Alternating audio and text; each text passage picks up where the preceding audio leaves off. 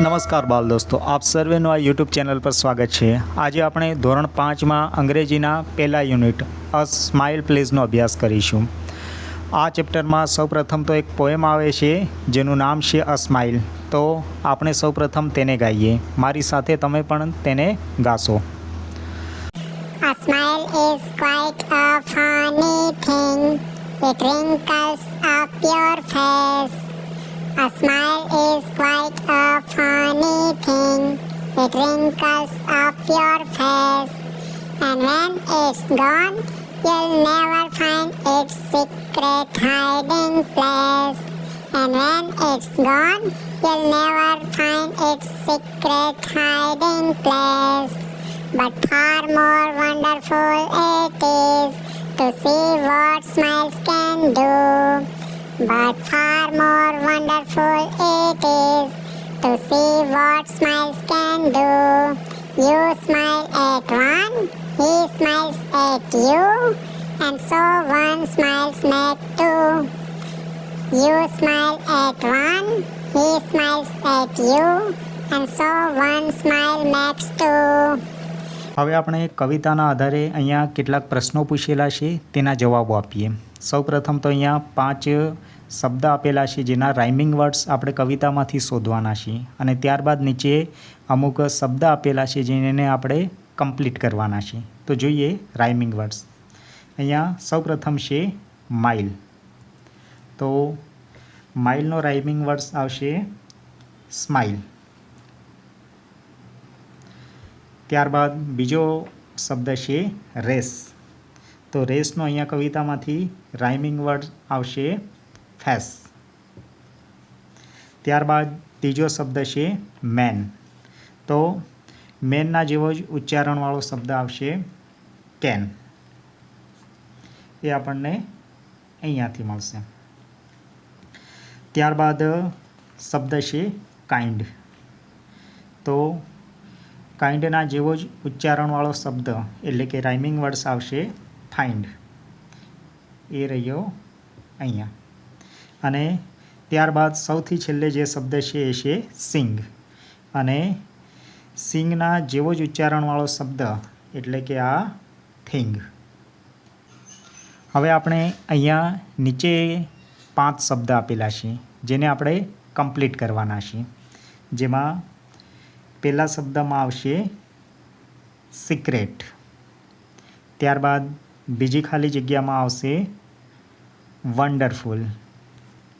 ત્યારબાદ ત્રીજી ખાલી જગ્યામાં આવશે ફની। ત્યારબાદ ચોથી ખાલી જગ્યામાં આવશે રિંકલ્સ। ત્યારબાદ પાંચમી ખાલી જગ્યામાં આવશે વ્હાઇટ। હવે આપણે આગળ જોઈએ।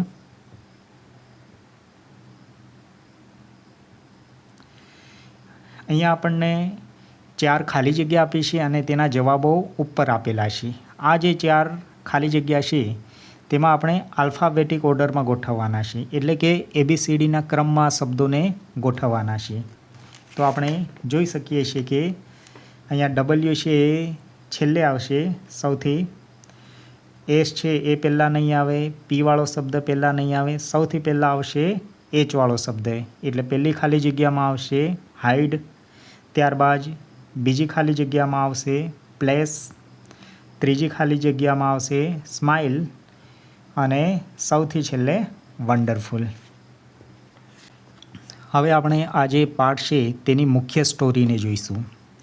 આ સ્ટોરીનું નામ છે સ્માઇલ પ્લીઝ। અહીંયા 2 બહેનપણીઓની વાત છે। એકનું નામ છે ખુશી અને તેની બહેનપણીનું નામ છે ખનક। તો ચાલો ચાલુ કરીએ। Khushi and Khanak were good friends. They had so much fun together. They helped each other when they returned home. They raced each other. They played many outdoor games like Kho-Kho, Kabaddi and hopscotch, etc. Khushi was always cheerful. એટલે કે ખુશી અને ખનક બંને ખૂબ સારી બહેનપણીઓ હતી। તેઓ સાથે ખૂબ મજા કરતા।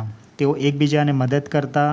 તેઓ જ્યારે શાળાએથી પાછા ફરતા ત્યારે દોડવાની હરીફાઈ કરતા। તેઓ ખોખો, કબડ્ડી, ટીપરી દાવ વગેરે જેવી રમતો રમતા. હવે આપણે અહીંયા બીજા ફકરાને જોઈએ. One day Khushi came into the classroom slowly. She looks sad. એક દિવસ ખુશી વર્ગમાં ધીમે ધીમે આવી અને એ દિવસે તે દુઃખી દેખાતી હતી. Khanak ask, did someone scold you. હવે આ જે ખુશી છે તે આમ તો સામાન્ય રીતે હસી મજાકમાં આવતી હોય છે અને ખુશ દેખાતી હોય છે, પણ આ દિવસે ખુશી છે એ ધીમે ધીમે આવતી હતી અને દુઃખી દેખાતી હતી. એટલા માટે એની બેનપણી છે ખનક, તે એને પ્રશ્ન પૂછે છે કે ડીડ સમવન સ્કોલ્ડ યુ, એટલે કે શું તને કોઈ વઢ્યું છે કે શું, એમ તારા પર કોઈ ગુસ્સે થયું છે કે શું એમ. તો ખુશી છે એ જવાબ આપે છે. ખુશી સુક હર હેડ, એટલે કે માથું હલાવીને ના પાડે છે. She sat down and did not look up. એ નીચે બેસી જાય છે અને સામે પણ જોતી નથી. When Saraswatiben, her teacher called her name, she did not even answer. આ સરસ્વતીબેન એમના ક્લાસ ટીચર હોય છે. એ જ્યારે ખુશીનું નામ બોલે છે પણ ખુશી કાંઈ જવાબ આપતી નથી. સી કોલ્ડ અગેન, એટલે કે આ જે ક્લાસ ટીચર છે ફરીથી ખુશીને બોલાવે છે, લાઉડર ધીસ ટાઈમ, આ મોટા અવાજથી. ખુશી રાઇઝ હર હેન્ડ, અને આ વખતે ખુશી છે એ પોતાનો હાથ ઊંચો કરે છે. હવે આગળ જોઈએ. C ask, do you have any problem. ખુશી સુક હર હેડ અગેન. હવે પહેલાં તો એની બેનપણી એને પૂછે છે કે તને કંઈ થયું છે કે શું એમ. તો ખુશી માથું હલાવીને ના પાડે છે. ત્યારબાદ આના જે ક્લાસ ટીચર છે સરસ્વતીબેન એ પણ પૂછે છે કે તને કોઈ પ્રોબ્લેમ છે કે શું એમ. તો આ ખુશી ત્યારે પણ માથું હલાવી અને ના પાડે છે કે મને કાંઈ થયું નથી. હર ચીક્સ વર રેડ, સી લુક અપસેટ. હવે આ જે ખુશી છે એના ગાલ એકદમ લાલ થઈ ગયા હતા અને તે થોડી અપસેટ દેખાતી હતી. The teacher ask her, are you feeling okay. એટલે પેલા એની શિક્ષિકાએ ફરીથી પૂછ્યું કે તું બરાબર તો છે ને એમ. તો Khushi nodded, still not daring to look up. ખુશીએ માથું હલાવ્યું ફરીથી અને ના પાડી, પણ એને સામે ઊંચું જોયું નહીં. હવે આગળ જોઈએ તો her friends also ask, why are you crying Khushi. હવે ખુશી રડતી હોય છે એટલે એની બેનપણીઓ આવીને એને પૂછે છે કે ખુશી તું કેમ રડે છે એમ. તો is your little brother okay. તારો ભાઈ તો બરાબર છે ને નાનો. Are your family members all right. તારા જે પરિવારના સભ્યો છે એ બધા બરાબર છે ને એમ. Is your puppy okay. શું તારું જે નાનું કૂતરાનું ગલુડિયું છે એ બરાબર છે ને એમ. તો Khushi kept nodding her head to each of her friends. એ દરેકને માથું હલાવીને ના પાડે છે, બરાબર છે એમ કહે છે. But she did not look up. પણ એ કોઈના સામે જોતી નથી. આજે દરેકના પ્રશ્નોના જવાબ આપે છે, માથું હલાવીને આપે છે, પણ એ કોઈના સામે ઉપર જોતી નથી. Khanak wanted to make Har smile. આજે ખનક ખુશીની બેનપણી હતી, એ એની બેનપણીને હસાવવા માંગતી હતી. She had on idea, C took out something from her bag. હવે આ જે ખનક છે એ પોતાના બેગમાં કંઈક લાવી હતી અને એ બેગમાંથી બહાર કાઢે છે. When she ran to show it to Khushi, it slip out of her hands. જ્યારે ખુશીને બતાવવા માટે જાય છે પણ બતાવતા પહેલાં એના હાથમાંથી આ જે વસ્તુ છે એ પડી જાય છે. Khushi saw something flying towards her and she grab it. હવે ખુશીએ કંઈક તેના તરફ ઉડતું જોયું અને તેણે તે પકડી લીધું. It was a big green rubber frog. આ જે ઉડતું હતું, જે ખનક લાવી હતી એના બેગમાં હતું. એ શું હતું? એક મોટો લીલા કલરનો રબરનો ફ્રોગ. ફ્રોગ એટલે શું? દેડકો. It was a big green rubber frog. આ શું હતું? તે એક મોટો લીલા કલરનો રબરનો દેડકો હતો. ખુશી વોઝ સરપ્રાઇઝ. ખુશી હતી એ ખૂબ જ આશ્ચર્યચકિત થઈ ગઈ. હર આઈઝ વર વાઇડ ઓપન. તેની આંખો હતી એ કેવી થઈ ગઈ? પોળી થઈ ગઈ. She began to laugh out loudly. આ જોઈ અને ખુશી જોરથી હસવા લાગી. Only after that Khanak and her friends saw why she had not smiled or talked all the day. હવે એ જ્યારે મોટેથી હસવા લાગી ખુશી, ત્યારે આ ખનક અને બીજી બહેનપણીઓને ખબર પડી કે ખુશી કેમ સામે જોતી નથી અથવા બોલતી નથી, હસતી નથી એમ. Because 4 of her front teeth were missing. શું થયું હતું?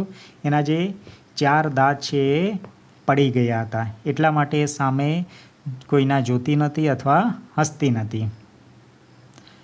હવે આ પાઠના આધારે આપણે પ્રશ્નોના જવાબ આપીશું. સૌપ્રથમ તો અહીંયા ખાલી જગ્યા આપેલી છે તેને આપણે પૂરીએ. અહીંયા કુલ 5 ખાલી જગ્યા આપી છે, જેમાં પહેલી ખાલી જગ્યા છે કે ખુશી એન્ડ ખનક વર. તો ખુશી અને ખનક શું હતા? ફ્રેન્ડ્સ હતા. તો ખાલી જગ્યામાં આવશે ખુશી એન્ડ ખનક વર ફ્રેન્ડ્સ. ત્યારબાદ બીજી ખાલી જગ્યા છે વેન ધે રિટર્ન. જ્યારે તેઓ શાળાએથી આવતા હતા ત્યારે તેઓ શું કરતા હતા? તો અહીંયા આપણે લખીશું કે when they return from school they race each others. તેઓ બંને એકબીજા સાથે દોડવાની હરીફાઈ કરતા હતા. ત્યારબાદ ત્રીજો પ્રશ્ન છે હર ટીથ વર. એના દાંતને શું થયું હતું? તો અહીંયા જુઓ, હર ટીથ વર મિસિંગ. એના દાંત પડી ગયા હતા. ત્યારબાદ ચોથી ખાલી જગ્યા જોઈએ. ખાલી જગ્યા વોઝ ખુશીઝ ટીચર. તો અહીંયા ખુશીના ટીચરનું નામ શું હતું એ લખવાનું છે. તો ખુશીના ટીચરનું નામ શું હતું? સરસ્વતીબેન. અને સૌથી છેલ્લી ખાલી જગ્યા ધ ફ્રોગ વોઝ ખાલી જગ્યા ઇન કલર. તો કેવા કલરનો હતો આ જે ફ્રોગ દેડકો હતો એ? અહીંયા આવશે green. The frog was green in colour. ત્યારબાદ હવે આપણે અહીંયા પ્રશ્નોના જવાબ આપીશું. અહીંયા પ્રશ્નોના જવાબમાં કુલ 1 થી 5 પ્રશ્ન પૂછેલા છે. તેના જવાબ જોઈએ તો સૌપ્રથમ પ્રશ્ન છે કે write names of the girls mention in the story. તે કે આ વાર્તામાં કઈ કઈ 2 છોકરીઓના નામ છે?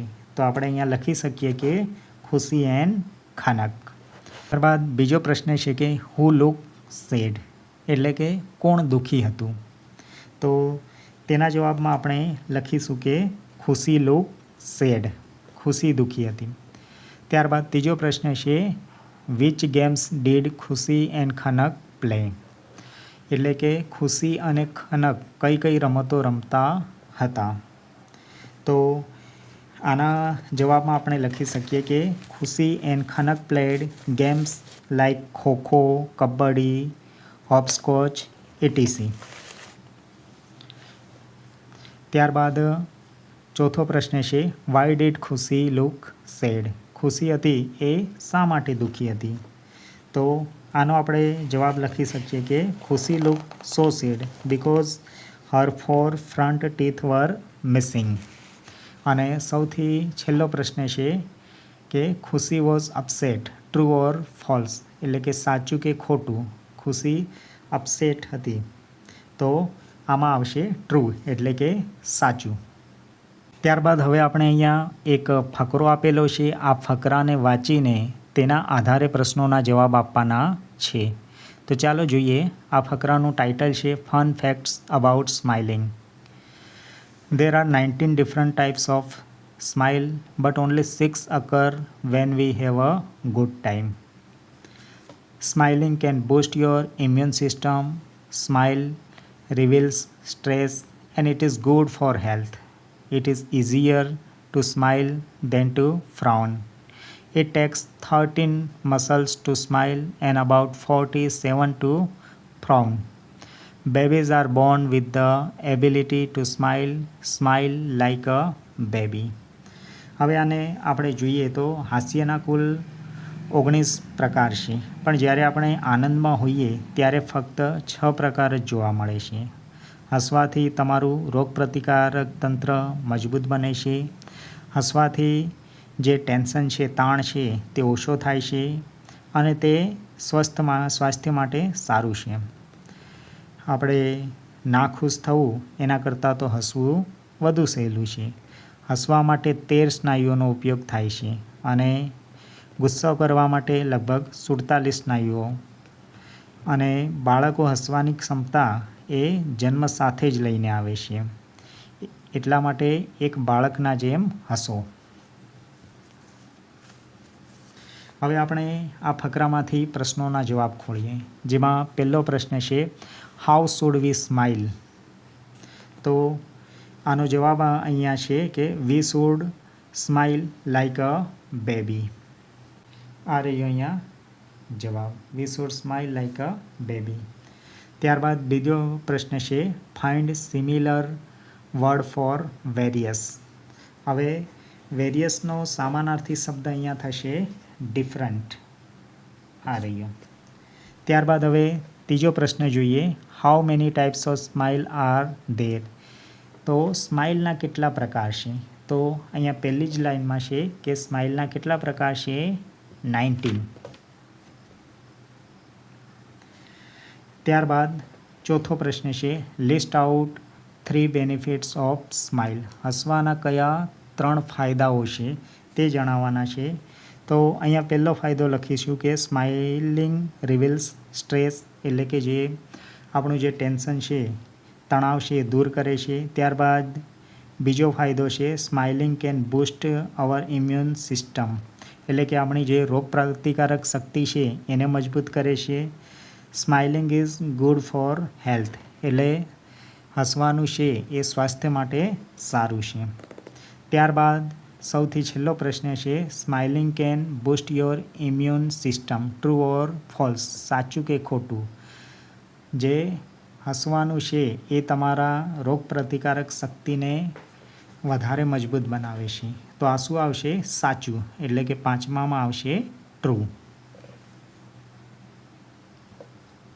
હવે અહીંયા આપણને વાક્યો આપ્યા છે અને સામે આપણે મૂડ બતાવવાનું છે, એટલે કે તમને કેવો અહેસાસ થાય છે, કેવી ફિલિંગ્સ આવે છે એ બતાવવાની છે. જો તમને ખુશી લાગે તો હેપી બતાવી શકો, જો દુઃખ લાગે તો સેડ લખી શકો, અથવા એકદમ શાંતિ અનુભવાય તો કાલ્મ, અને જો તમને ચિંતા થાય, ભય લાગે તો વોરીડ લખી શકો છો. તો ચાલો જોઈએ પહેલો ખાલી જગ્યા. અહીંયા પહેલું વાક્ય આપેલું છે કે when you get gifts you feel. તમે જ્યારે તમને કોઈ ભેટ, સોગાદ, ગિફ્ટ આપે છે ત્યારે તમે કેવું ફીલ કરો છો? તો કેવું આપણે ફીલ કરીશું? હેપી. ત્યારબાદ બીજું વાક્ય, when you play with your friends you feel. જ્યારે તમે તમારા મિત્ર સાથે રમત રમો છો ત્યારે તમે કેવું ફીલ કરો છો? તો અહીંયા આપણે કેવું ફીલ કરીશું? હેપી. ત્યારબાદ ત્રીજું વાક્ય, when someone scolds you you feel. જ્યારે કોઈ તમને વઢે અથવા તમારા પર કોઈ ગુસ્સો કરે તો તમને કેવું લાગે છે એમ? તો અહીંયા આપણે કેવો અનુભવ કરીશું? સેડ. જ્યારે આપણા ઉપર કોઈ ગુસ્સે થાય ત્યારે આપણે દુઃખી થઈશું, એટલે સેડ આવશે. ત્યારબાદ ચોથો, when you have lots of work you feel. એટલે કે જ્યારે તમને બહુ જ બધું કામ હોય ત્યારે તમે કેવું ફીલ કરો છો? તો વોરીડ. કારણ કે જ્યારે આપણને કદાચ વધારે પડતું લેસન હોય અથવા વધારે પડતું કામ આપ્યું હોય તો આપણને ચિંતા થાય છે કે પૂરું થશે કે નહીં એમ. ત્યારબાદ સૌથી છેલ્લું વાક્ય છે, when your friend does not help you you feel. જ્યારે તમારા મિત્ર તમને મદદ કરતા નથી ત્યારે તમે કેવું ફીલ કરો છો? તો ત્યારે આપણે કેવું ફીલ કરીએ છીએ? સેડ, એટલે કે દુઃખી થઈએ છીએ. હવે અહીંયા રાઇટિંગ સેશન આવે છે. અહીંયા આપણને સૂચના આપી છે કે write 5 sentence about your happy moments, happiness with the help of question. આપણને ક્યારે ખુશ થયા છીએ અથવા ખુશીની કોઈ પ્રસંગ હોય તો તેના વિશે આપણે અહીંયા વર્ણન કરવાનું છે. અહીંયા આ જે વર્ણનમાં છે તેમાં કેટલાક પ્રશ્નો પણ આપેલા છે. એ પ્રશ્નોના જવાબ આપણે આપતા જઈશું એટલે આપણો જે આ ફકરો છે એ પૂરો થઈ જશે. જેમાં પહેલો પ્રશ્ન છે, વોટ મેક્સ યુ હેપી? તમને શું વધારે ખુશ કરે છે? હુ મેક્સ યુ હેપી? તમને કોણ ખુશી આપે છે? વેર ડુ યુ ફીલ હેપી? તમે ક્યાં જાઓ તો તમને વધારે ખુશી મળે છે? When do you become happy? તમે ક્યારે ખુશ થાઓ છો? How can we be happy? આપણે કેવી રીતે ખુશ રહી શકીએ? તો આના આધારે આપણે વાક્યો બનાવીશું. તો આમાં કઈ રીતે લખી શકાય કે I am happy when I am at home with my family. I am happy when I play with my friends. એટલે કે જ્યારે હું ઘરે હોઉં છું ત્યારે મારા ફેમિલી મેમ્બર્સ સાથે અથવા હું મારા મિત્રોના સાથે જ્યારે રમું છું ત્યારે ખુશ હોઉં છું. ત્યારબાદ બીજો પ્રશ્ન હતો કે હુ મેક્સ યુ હેપી? તો કે my family and my friends make me happy. એટલે કે મને એક તો મારા ફેમિલીવાળા મમ્મી પપ્પા ભાઈ બહેન એ અથવા મારા મિત્રો એ મને ખુશ કરી શકે છે. ત્યારબાદ ત્રીજો પ્રશ્ન હતો કે where do you feel happy? તો કે I feel happy when I am at home, in school, in a garden or in any place where I have fun. એટલે કે હું જો કદાચ ઘરે હોઉં અથવા સ્કૂલમાં હોઉં અથવા ગાર્ડનમાં ગમે ત્યાં ફરવા ગયો હોઉં જ્યાં હું મજા કરી શકું એવી જગ્યાએ હું ખુશ થાઉં છું એમ. અને ચોથો પ્રશ્ન છે વેર do you become happy? When do you become happy? તો કે I become happy when I go for a picnic with my family. I feel happy when I play or study with my friends. I also feel happy when my parents or teachers praise me. I feel happy when someone gives me gift. એટલે કે જ્યારે હું મારા family સાથે પિકનિકમાં ગયો હોઉં અથવા જ્યારે હું રમવા ગયો હોઉં મારા મિત્રો સાથે અથવા મારા જે માતા પિતા અથવા શિક્ષકો જ્યારે મારા વખાણ કરે ત્યારે હું હેપી ફીલ કરું છું. અને સૌથી છેલ્લો પ્રશ્ન છે કે how can we be happy? તો આના જવાબમાં આપણે લખી શકીએ કે we can be happy by doing good things like helping others. We can be happy by being with our family and friends. We can be happy by making our parents and teachers proud of us. આપણે કેવી રીતે ખુશ રહી શકીએ? તો આપણે સારા કામો કરીને બીજા લોકોને મદદ કરીને આપણા જે ફેમિલી અને ફ્રેન્ડ્સ છે તેમના જોડે રહીને ત્યારબાદ આપણા જે માતા પિતા અને શિક્ષકો છે તેમને ગર્વ મહેસૂસ કરાવીને આપણે ખુશ રહી શકીએ છીએ. હવે આપણને અહીંયા લેંગ્વેજ ફંક્શન આપેલા છે તેનો અભ્યાસ કરીશું. આ લેંગ્વેજ ફંક્શન એકવચન અને બહુવચનના છે કે અંગ્રેજીમાં એકવચનમાંથી બહુવચન કરવું હોય તો શું લગાડવું પડે તો બહુવચન થાય છે. એના પહેલાં તો ઉદાહરણ આપ્યા છે જેમ કે અહીંયા એક બિલાડી છે અને બાજુના ખાનામાં 4 બિલાડી છે એટલે એક કરતાં વધારે બિલાડી છે. અહીંયા પહેલાંમાં કેટ લખ્યું છે જ્યારે બીજામાં શું લખ્યું છે કેટ્સ. એટલે કે શબ્દના પાછળ એસ લગાડ્યો છે. એટલે કે સામાન્ય રીતે શબ્દોના પાછળ એસ લગાડીએ તો અંગ્રેજીમાં એકવચનમાંથી બહુવચન થાય છે. અહીંયા બાજુમાં છે અ લેમ્પ તો તેના પાછળ આપણે લગાડીશું લેમ્પ્સ એસ. અહીંયા અ પેન છે તો અહીંયા પેન્સ થઈ જશે. ત્યારબાદ અહીંયા અ ચેર છે તો ચેર્સ થઈ જશે. હવે અહીંયા નીચે કેટલીક ખાલી જગ્યા આપેલી છે તેને આપણે જોઈએ. અહીંયા કુલ 5 ખાલી જગ્યા આપેલી છે. અ ટોય તો ત્યાં થઈ જશે ટોયઝ. આ દરેકના પાછળ એસ લગાડવાનો આવશે. આ પેન્સિલ તો અહીંયા એસ લગાડો તો પેન્સિલ્સ થઈ જશે. ત્યારબાદ ત્રીજી ખાલી જગ્યામાં બુક્સ આપેલી છે અને બુક્સ બહુવચન છે એનું એક વચન શું થશે? તો આનું એક વચન થશે અ બુક. એટલે કે એસને આપણે કાઢી નાખવાનો છે. ત્યારબાદ ચોથામાં અન એલિફન્ટ તો અહીંયા થઈ જશે એલિફન્ટ્સ. એસ લગાડવાનો રહેશે. અને સૌથી છેલ્લી ખાલી જગ્યા છે બલૂન્સ. એમાં બલૂન્સનું એક વચન થશે અ બલૂન. એટલે કે એસને કાઢી નાખવાનો છે. હવે આપણે આગળ જોઈએ તો અહીંયા પણ એક વચનમાંથી બહુવચન કરવાનું છે. આગળ આપણે જે શબ્દ જોયા હતા એમાં ફક્ત એસ લગાવવાથી બહુવચન બનતા હતા. અહીંયા જે શબ્દ જોઈશું તેના પાછળ ES લગાડવાથી બહુવચનના શબ્દો બનશે. અહીંયા એક નિયમ એવો છે કે જે શબ્દના છેડે O, CH, SH, S, SS કે X હોય તો આવા શબ્દના પાછળ ES જોડવાથી શબ્દોનું બહુવચન થાય છે. અહીંયા ઉદાહરણ જોઈએ તો અહીંયા બેન્ચમાં CH છે, અહીંયા ઇંચમાં CH છે, સેન્ડવિચમાં CH છે, પછી બોક્સમાં X છે. તો આ દરેકના પાછળ ES લગાડીશું એટલે આ બહુવચન થશે. તો અહીંયા આ બેન્ચ છે તેનું થશે બેન્ચીસ, ત્યારબાદ ઇંચ છે એનું ઇન્ચીસ થશે, ત્યારબાદ સેન્ડવિચ છે તો તેનું સેન્ડવિચીસ થશે, અને બોક્સ છે તો તેનું બોક્સીસ થશે. હવે આના આધારે આપણે ખાલી જગ્યા પૂરવાની છે. તો અહીંયા અ ક્લાસ છે તો દરેકના પાછળ ES લાગશે, તો અહીંયા ક્લાસીસ થશે. બીજી ખાલી જગ્યામાં બહુવચન આપેલું છે એટલે ES લગાડેલો છે, તો આપણે એક વચન કરવા માટે ESને કાઢી નાખશું તો વોચ થશે. ત્યારબાદ અહીંયા ટોમેટો, તો અહીંયા ES લગાડવાથી ટોમેટોસ થઈ જશે. ત્યારબાદ બસીશ બહુવચન છે તો તેનું એક વચન કરવા માટે ES કાઢી નાખીશું એટલે બસ થઈ જશે. ત્યારબાદ પાંચમું ફોક્સ એટલે કે શિયાળ, તો તેનું શિયાળો કરવા માટે ES લગાડવાનું રહેશે ફોક્સીસ. ત્યારબાદ અહીંયા એક બીજો નિયમ આપેલો છે એક વચનમાંથી બહુવચન કરવાનો. હવે અહીંયા બહુવચન કરવા માટે IES લગાડેલા છે. આપણે આગળ જોયું પહેલાં તો ખાલી S હતો, ત્યારબાદ ES હતો, હવે IES છે. હવે આપણે IES ક્યારે મૂકવાનો રહેશે? તો જે શબ્દોના છેડે Y હોય અને તેની પહેલાં વ્યંજન આવેલો હોય તો વાયને સ્થાને IES મૂકવાથી તે શબ્દનું બહુવચન થાય છે.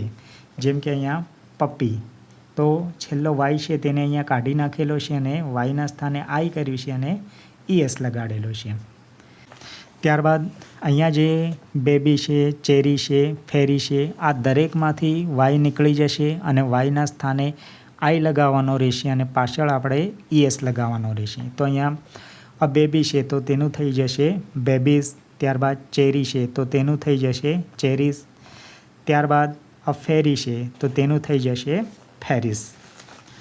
ત્યારબાદ હવે અહીંયા કેટલીક ખાલી જગ્યા આપેલી છે 5 જે વાયવાળા છે, તેમાં આપણે વાયને કાઢી અને IES ઉમેરવાનો રહેશે. જેમ કે અહીંયા બટરફ્લાય છે તો અહીંયા વાય કાઢીને IES પાછળ ઉમેરવાનો રહેશે બટરફ્લાયસ.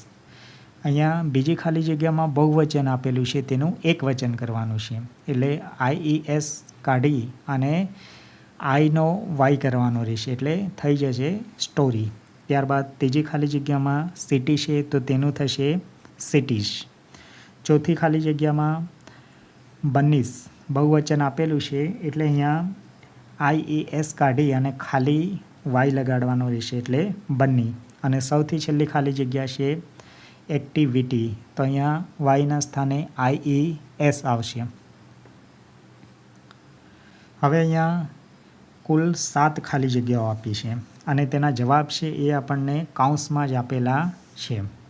એ કાઉન્સમાંથી કોઈ પણ એક જવાબ પસંદ કરવાનો રહેશે. આપણે આ જે જવાબો છે એ આપણને એકવચન અને બહુવચનમાં પૂછેલા છે કે આપણે પહેલાં વાક્ય વાંચવાનું છે અને વાક્યના આધારે આપણે એ નક્કી કરવાનું છે કે આ વાક્ય છે તેમાં જવાબ એકવચનનો આવશે કે બહુવચનનો આવશે. તો ચાલો આપણે જોઈએ. તેમાં પહેલી ખાલી જગ્યા છે my mother bought a new, એટલે મારી માતાએ નવી ખાલી જગ્યા ખરીદી. એટલે શું ખરીદી? અહીંયા એક વચન છે અ ન્યૂ એટલે કે એક કાર, એટલે અહીંયા એક વચનવાળું આવશે. પછી ત્યારબાદ જોઈએ ધ ખાલી જગ્યા ઇઝ ઓન ધ ટેબલ, તો અહીંયા આવશે પેન એક વચન. ત્યારબાદ ત્રીજું જોઈએ રહીમ હેઝ 5 એટલે કે અહીંયા બહુવચનની વાત છે એટલે અહીંયા કેન્ડી અને કેન્ડીઝ, તો અહીંયા બહુવચન છે કેન્ડીઝ એટલા માટે ત્રીજામાં આવશે બહુવચન કેન્ડીઝ. ત્યારબાદ ચોથું જોઈએ તો ધ ખાલી જગ્યા is sitting on the table, તો અહીંયા એક વચન આવશે the cat is sitting on the table. ત્યારબાદ પાંચમું છે ધેર આર બહુવચનમાં હંમેશા વપરાય એટલા માટે અહીંયા બહુવચનવાળું આવશે stars. There are many stars in the sky. છઠ્ઠી ખાલી જગ્યા જોઈએ તો હાઉ મેની ખાલી જગ્યા અહીંયા પણ આર આવ્યો. આર હંમેશા બહુવચનમાં વપરાય એટલા માટે અહીંયા પણ આવશે students. How many students are there in your class. ત્યારબાદ છેલ્લી ખાલી જગ્યા દ્વિજા હેઝ અ બ્લુ. દ્વિજાના પાસે બ્લુ કલરની બાઇસિકલ છે. તો અહીંયા એક વચન આવશે બાઇસિકલ. હવે અહીંયા કેટલાક એક્ઝામ્પલ આપેલા છે, જેમાં છે is there a cat on the table. આપણે હા કે ના કહેવાનું છે. તો પહેલો છે કે is there a cat on the table. Table પર બિલાડી છે તો yes there is. Is there a dog on the table. તો કે ટેબલના ઉપર કૂતરો છે નહીં, એટલે અહીંયા આપેલું છે નો ધેર ઇઝન્ટ. પછી છે are there apples on the table. શું ટેબલ પર સફરજન છે? તો કે યસ ધેર આર. અને સૌથી છેલ્લે છે કે are there બનાનાસ on the table. તો બનાના એટલે કે કેળા ટેબલ પર નથી, માટે નો ધેર આરન્ટ. એક તો અહીંયા એક વચન અને બહુવચન એ પણ છે. એક વચન હોય તો ઇઝ લાગે, બહુવચન હોય તો આર લાગશે. એક વચનમાં જો આપણે ના પાડવાનું હોય તો છેલ્લે ઇઝન્ટ આવશે, જ્યારે બહુવચનને ના પાડવાનું હોય તો આરન્ટ આવશે. જેમ કે અહીંયા આપેલું છે ધેર ઇઝ અ બોલ. ધેર ઇઝ અ બોલ. અને અહીંયા 4 બોલ છે એટલા માટે ધેર આર 4 બોલ્સ. 4 છે એટલા માટે અહીંયા આર વપરાયેલો છે. હવે આના આધારે આપણે અહીંયા ખાલી જગ્યાઓ પૂરવાની છે, જેમાં પહેલી ખાલી જગ્યા છે કે ખાલી જગ્યા 2 ચેર્સ ઇન માય કિચન. તો અહીંયા 2 ખુરશીઓની વાત છે. મેં તમને કીધું કે એક વચન હોય તો ઇઝવાળું આવે અને બહુવચન એટલે એક કરતાં વધારે હોય તો આરવાળું આવે. એટલા માટે અહીંયા આરવાળું આવશે કે there are 2 chair in my kitchen. ત્યારબાદ બીજી ખાલી જગ્યા જોઈએ તો ખાલી જગ્યા 3 trucks next to the house. અહીંયા પણ 3 ટ્રકની વાત છે, એટલે અહીંયા પણ બહુવચનની વાત છે, એટલા માટે અહીંયા આર ધેર આવશે. Are there 3 trucks next to the house. ત્યારબાદ ત્રીજી ખાલી જગ્યા જોઈએ. ખાલી જગ્યા એની ફ્લાવર્સ ઇન ધ વેસ. અહીંયા પણ બહુવચનની વાત છે, એટલા માટે અહીંયા આર ધેર આવશે. ત્યારબાદ ચોથી ખાલી જગ્યા જોઈએ તો ખાલી જગ્યા 2 ગર્લ્સ ઇન ધ પિક્ચર. અહીંયા પણ 2 છોકરીઓની વાત છે, એટલા માટે અહીંયા પણ આવશે ધેર આર. ત્યારબાદ પાંચમી ખાલી જગ્યા જોઈએ તો ખાલી જગ્યા એની બુક્સ ઇન ધ બુકેઝ. અહીંયા પણ બહુવચનની વાત છે બુક્સ, એટલા માટે આર ધેર આવશે. ત્યારબાદ છઠ્ઠી ખાલી જગ્યા જોઈએ તો અ બોય, એટલે કે એક છોકરાની વાત છે, એટલે અહીંયા એક વચનવાળું આવશે there is a boy under the table. ત્યારબાદ સાતમી ખાલી જગ્યા છે તો અહીંયા rubber in the pencil case, એટલે અહીંયા પણ એક વચનની વાત છે, એટલા માટે ઇઝ ધેર આવશે. અને આઠમી ખાલી જગ્યા અહીંયા અ કુકર નિયર ધ રેફ્રિજરેટર. અહીંયા પણ એક કુકર અને એક ફ્રીજની વાત છે, એટલા માટે અહીંયા પણ ઇઝવાળું વાક્ય આવશે ધેર ઇઝ. ત્યારબાદ આપણે અહીંયા જોઈએ તો સૌપ્રથમ ઉપર જે શબ્દો આપેલા છે 5, તેમાં આપણને આ શબ્દોમાંથી સાચો સ્પેલિંગ છે તેના ફરતે રાઉન્ડ કરવાનું છે. અને નીચે જે 5 લાઈન આપેલી છે એમાં ઓડ એટલે કે આ 4 શબ્દની લાઈન છે એમાંથી અલગ પડતો શબ્દ છે તેના ફરતે લાઈન કરવાની છે. સૌપ્રથમ તો આપણે જે સાચો સ્પેલિંગ છે તેના ફરતે લાઈન કરીશું. અહીંયા પહેલામાં પ્લીઝનો સાચો સ્પેલિંગ જોઈએ તો આ પહેલા નંબરનો છે પ્લીઝ. ત્યારબાદ બીજામાં જોઈએ તો અહીંયા આ બીજા નંબરનો કામ છે તે સાચો છે. ત્યારબાદ ત્રીજી લાઈનમાં જોઈએ તો પહેલા નંબરનો જે હેપી છે એ સાચો શબ્દ છે. ત્યારબાદ ચોથામાં જોઈએ તો છેલ્લા નંબરનો જે શબ્દ છે એ સ્પેલિંગ સાચો છે. અને પાંચમામાં જોઈએ તો ત્રીજા નંબરનો જે શબ્દ છે એંગ્રી તે સાચો સ્પેલિંગ છે. હવે અહીંયા નીચે વાત કરીએ ઓડની એટલે કે અલગ પડતા શબ્દની, તો પહેલી જે લાઈન છે સ્કૂલ, ઇરેઝર, પેન્સિલ, શાર્પનર, તો અહીંયાથી સ્કૂલ અલગ પડે છે શબ્દ. ત્યારબાદ બીજી લાઇનમાં જોઈએ તો મેંગો, ગ્રેપ્સ, બનાના, પોટેટો. તો અહીંયા જે પોટેટો છે એ અલગ પડે છે, બાકીના બધા ફ્રૂટ છે, જ્યારે પોટેટો એ શાકભાજી છે. ત્યારબાદ ત્રીજી લાઇનમાં ખોખો, કબડ્ડી, ચેસ, ફૂટબોલ. તો અહીંયા ચેસની રમત છે એ અલગ પડે છે, કારણ કે ચેસ એ બેઠા બેઠા અથવા રૂમમાં રમી શકાય, જ્યારે બાકી બધી રમતો છે એ મેદાનની રમતો છે. ત્યારબાદ ચોથી લાઇનમાં જોઈએ તો લોટસ, કીવી, રોઝ, સનફ્લાવર. તો આ જે લાઇન છે તે ફૂલોની લાઇન છે, પણ અહીંયા જે એક કીવી છે એ અહીંયા ફળમાં આવે છે, એટલા માટે કીવી અહીંયા અલગ પડે છે. ત્યારબાદ પાંચમું પીકોક, ડવ, સ્પેરો, હેડગેહોગ. એટલે અહીંયા જે છેલ્લો શબ્દ છે એ અલગ પડે છે. આનો મતલબ થાય છે એક સસ્તન પ્રાણીનું નામ છે, સાહુડી અથવા શેળો જેને કહેવાય છે. હવે આ જે એક્ટિવિટી છે એ તમારા ક્લાસ ટીચર છે તે તમને કરાવશે. આ સ્પીકિંગ છે એ પણ તમારા ક્લાસ ટીચર તમને કરાવશે. ત્યારબાદ હવે આપણે અહીંયા જોઈએ તો આપણને એક ચિત્ર આપેલું છે, અને આ ચિત્રના આધારે આપણે વાક્યો બનાવવાના છે. આ વાક્યો છે એમાં કયા કયા શબ્દો આવવા જોઈએ એ શબ્દોનું લિસ્ટ પણ આપણને આપેલું છે ઉપર, જેમ કે children, slide, swing, tree, football, skateboard, garden. આ શબ્દો આવવા જોઈએ. તો ચાલો બનાવીએ. આમાં કઈ રીતના વાક્યો આપણે બનાવી શકીએ? તો આ રીતે બનાવી શકાય કે this is a picture of a garden. There are many trees and flower plants in the garden. There are many children in the garden. There is a swing and a slide in the garden. A boy is swinging. A girl is skipping. A boy is playing on the skateboard. Some children are playing football. આ રીતના આપણે વાક્યો બનાવી શકીએ.